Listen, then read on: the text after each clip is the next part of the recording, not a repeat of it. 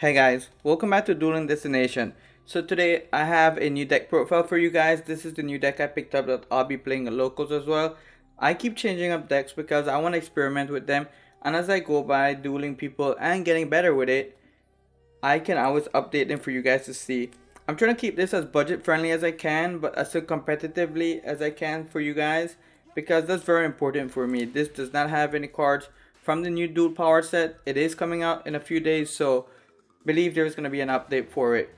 At the moment, I don't have a build side deck for it either because the format is changing as we go by. There's the new set Infinite Chasers that just came out and Dual Powers, as I said. That's gonna shape the format pretty good.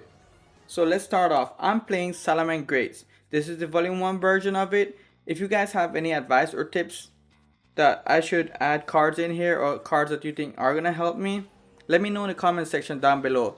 Remember to like, subscribe, and hit the notification bell so you can see videos as I start posting more and more as I go by. So let's start off. One of the most important hand traps at the moment in this format is Effect Veiler. Effect Veiler has been very powerful in this format because it does stop a lot of monsters effect that trigger the continuation of special summoning in a lot of decks. So having Effect Veiler is great.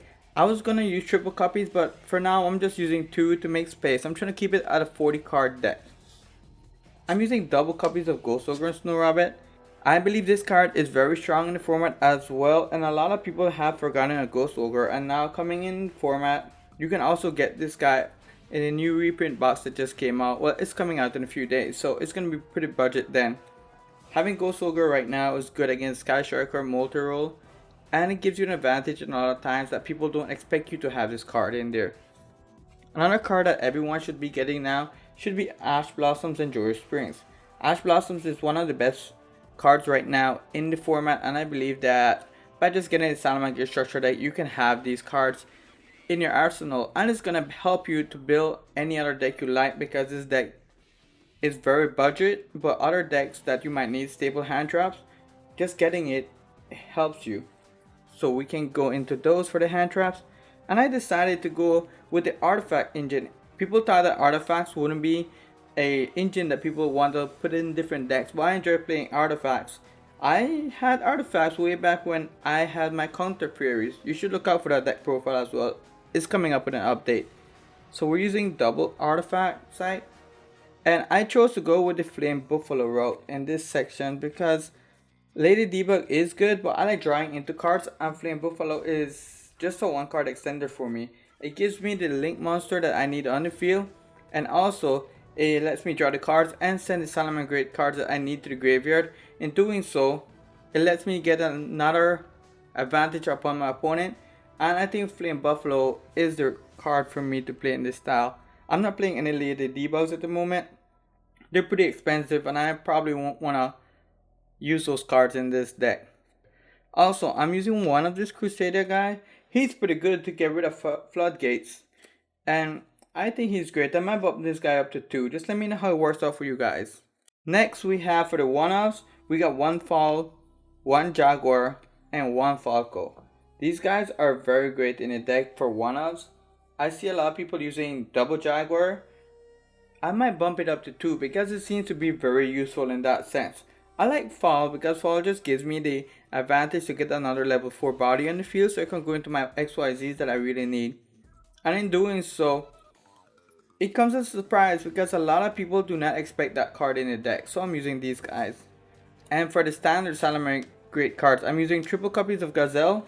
Gazelle is one of the most powerful Salamangreat cards here, and a lot of people want this guy to be banned. I don't think it's going to be hit in the ban list. This deck should be safe for the ban list. It's fairly new, and Sky Striker has been here a long time, and they're very strong and popular, and they did not get a big hit. Thunder Dragons, when they just came out, they really competed in the meta and they did not get a hit, so I think Salamangreat should be fine, especially with Sunlight Wolf getting the reprint in the OTS 10. Konami's not going to hit this deck yet, guys, so it's a safe bet to keep this deck with you guys. That's why I decided to pick it up. And now we got triple copies of Spinny. A lot of people have been using 2 copies of Spinny. I don't know how I feel about that card yet about using just 2 copies. And I think that running triple copies helps me a lot. I always want to see Spinny in my graveyard. and just by discarding it for the effect of Flame Buffalo, I get to plus off it even more. So I think spinning a triple copy should be fine. Even though you can always record Jackalow a lot of times, spinning having him in the grave is just perfect. And for the last Salamangreat monster, I'm using triple copies of Salamangreat Foxy. Foxy lets me get rid of a lot of back row also, and the excavating effect does help a lot, and just having that body on board with Foxy gives you a lot of advantage. So I think this is fairly good in the ratio that I'm using. If you guys have any advice on it, go ahead and leave a comment down below and let me know what you think, or what should I use. I'm using one copy of Fusion of Fire at the moment. I think Fusion of Fire is great. I might add in another card that's super poly, but that might be in the side deck. I just haven't built it yet. I gotta analyze the side deck really good and really see what the meta is going for. But for now, just one copy of Fusion of Fire seems to be working out pretty good. I'm using triple copies of Salamangreat Circle. Circle is just basically Rhoda for the deck, and it helps a lot. The second effect rarely comes in play, but if you can use it, you should. But having Salamangreat Circle on here gives me advantage that I need, so I can get Gazelle or Spinny or any other Salamangreat monster to my hand whenever I need it. And being a quick effect, it helps a lot in gaining advantage. I'm just using one copy of Wool of the Salamangreat.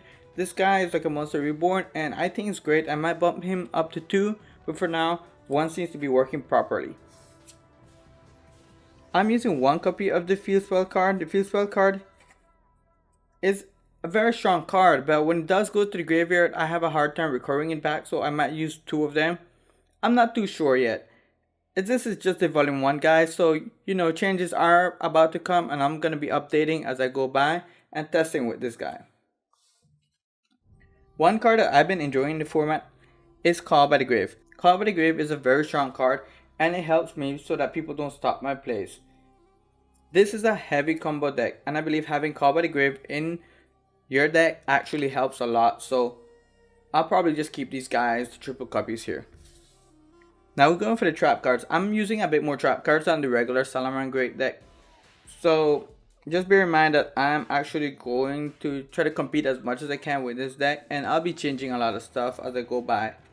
So I'm using triple copies of Artifact Sandstorm.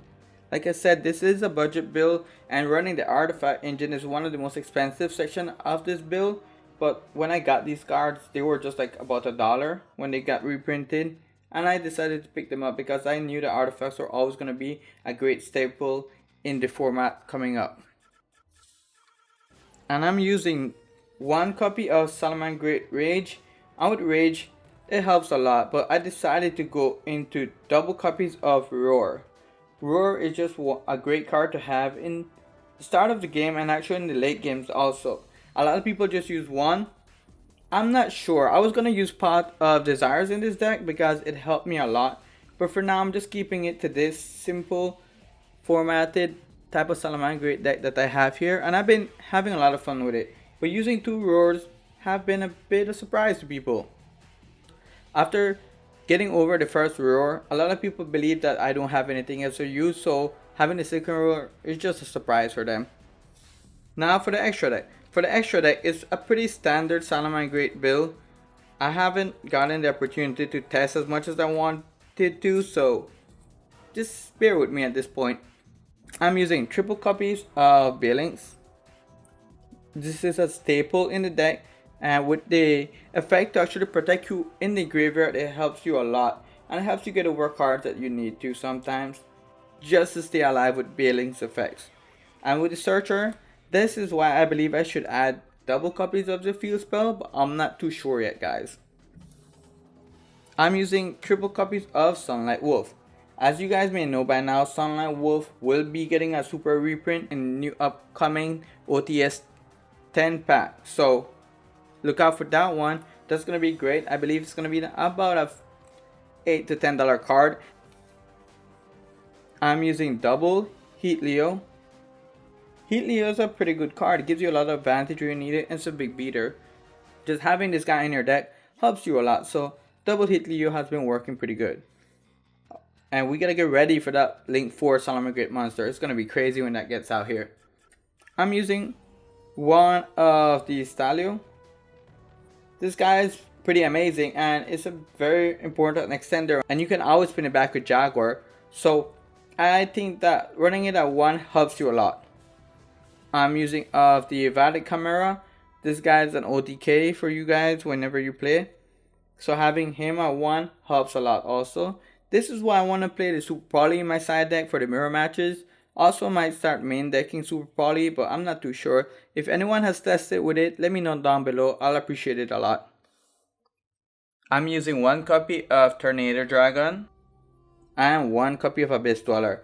At this point, I wasn't sure what cards I wanted to use as my rank 4s because I had number 41 Babushka also in my consideration, but with the space being so tight in the extra deck, I wasn't sure which one would make the cut.